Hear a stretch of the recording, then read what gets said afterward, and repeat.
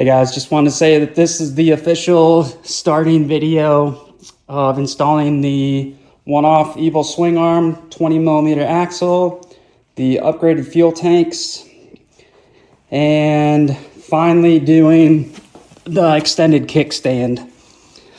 So let me get this all torn apart and kind of show you guys some of the process or along the way.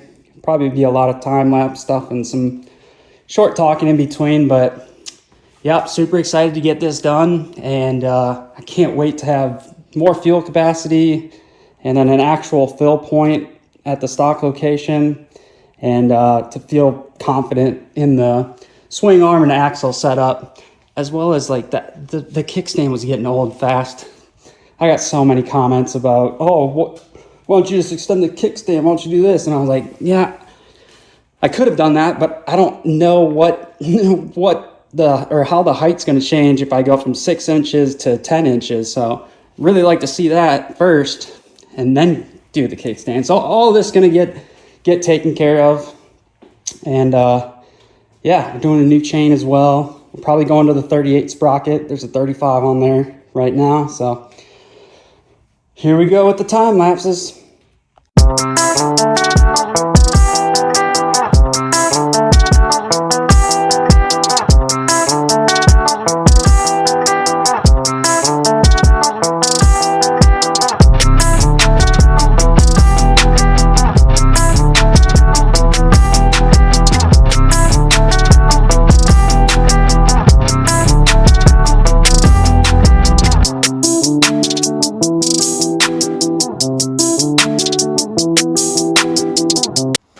Hey guys, just pulled the rear axle out and it is straight, surprisingly. It did come out a little hard though, but that's actually really impressive for kind of how hard I thought we pushed this.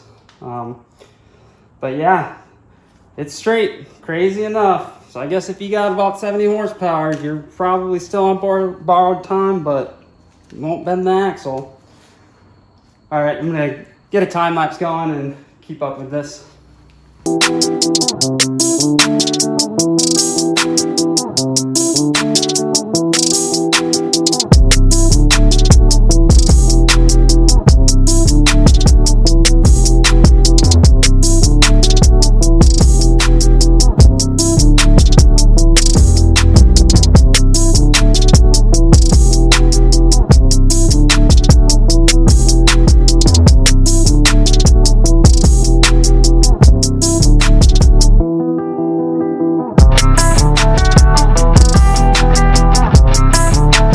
All right, so pretty much got the swing arm ready to come out. Just got the swing arm mount and the shock, and I have this. All right, ordered this extended swing arm bolt from Steady, and for some reason I cannot get it loose on the other side. So I was gonna use put little bolts in like I have here and support this on jack stands, but I think if I can't get that out, I don't really want to be banging on it with just the jack stand. So I think I'm going to do the whole ladder and then a couple ratchet straps, and then maybe use some jack stands as well, because I can't get this rear set out without pulling the whole bolt out. So that's it's kind of a pain in the butt. I don't know what's going on there. We might have messed up the bushings a little bit, or heck, maybe I highly doubt it, but maybe we bent that a little bit. Who knows? So it's gonna look super funny for a minute because I'm gonna have it held up by ratchet straps, but we'll get the swing arm off, we'll get the new one on, and then get it back on the ground. We'll figure out the spacers in the back, but we'll probably get it down on the ground first, and then kind of start working on like the fuel tank ideas, because that's really all I want to do is get the swing arm in and then see what I'm gonna do with the fuel tank in the back sizing wise, and then see, just kind of double check again that my line from the stock, or what's left of the stock fuel tank, to the back looks okay. And yeah, so it's going to be probably on the ratchet straps for a little while till we figure that out. As well as, like, I don't know if I put a ratchet strap here. Maybe it's best to just run it through here. kind of move some of this stuff out of the way, because if I put it here, it might slip up, and I'd hate for it to get off center and then just boop. So I'm gonna try the ladder thing. It's gonna look funny, but keep moving on it. And there's the ladder with the ratchet straps. Now this has been some time since the cut, but yep, got my ratchet straps, just holding it up. I did 2 on each side. If you can maybe get in there, 2 on each side. I think it's fine. It's gonna hold it just fine for getting it back on the ground once I get the axle back. Next little thing I wanted to show you guys, since that was Friday night, this is Saturday. I worked on this a little bit today, but kind of looking at the fuel cell or fuel tank ideas. I thought I was gonna just run this entire tank, but I think it's gonna look a little funny. Of course, I can't really tell what it looks like because the dang ladder's in the way, but I think I was doing some measurements, and I think I'm gonna cut like 4 inches out of the bottom and kind of shorten it up.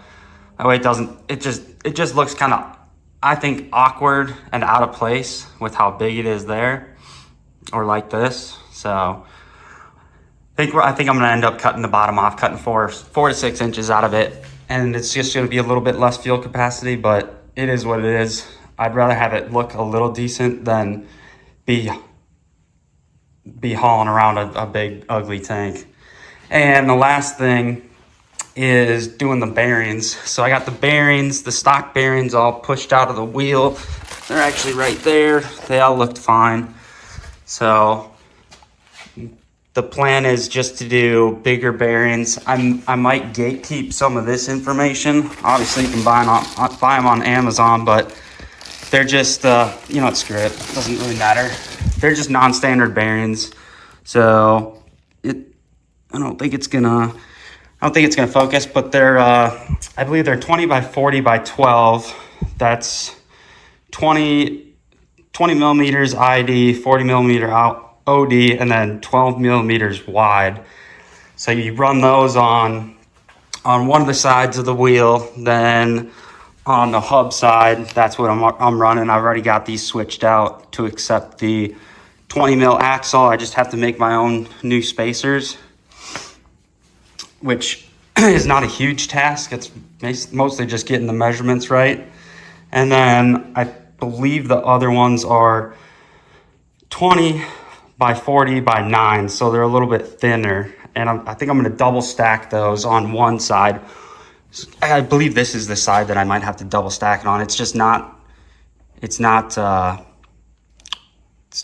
it's just a smaller bearing on this side. So not sure if I have to use those yet, because now that I'm talking about it, I'm kind of realizing that I think I had a game plan for that, and I didn't write it down, so I got to figure it out. But yep, it's a mess in here again. It's stepping on stuff. I gotta take a break from this at some point and do some airbrushing, and I desperately need to do some spring cleaning. And then I got my stack of parts here that will probably go into the house. Yeah, I like to pull everything out and put it in plastic bags. I have taken this bike and the green one apart so many times that I know where the bolts go, but it's just like the sort of meticulous OCD thing. It makes me feel better if I have them all in one spot. So yeah, that's the look. The Evil arm is, I mean, it fits great. The only thing I've got to change, I've got to get that cut, and I've got to actually there's a machine shop down the road. This really cool old guy works there, and he's got a ton of machining equipment and knowledge. So I think I'm gonna get with him to do something on that, and then do maybe the spacers, get something actually figured out that's nice and actually machined, instead of just grinding my own spacers and stuff. But yep, that's it. The arm's on there. It does look a little funny with it sticking way out here, but I think it's gonna be awesome. It's gonna be cool to actually launch this thing. Anyways, guys, I'm gonna keep at it and post the next update. Y'all take it easy.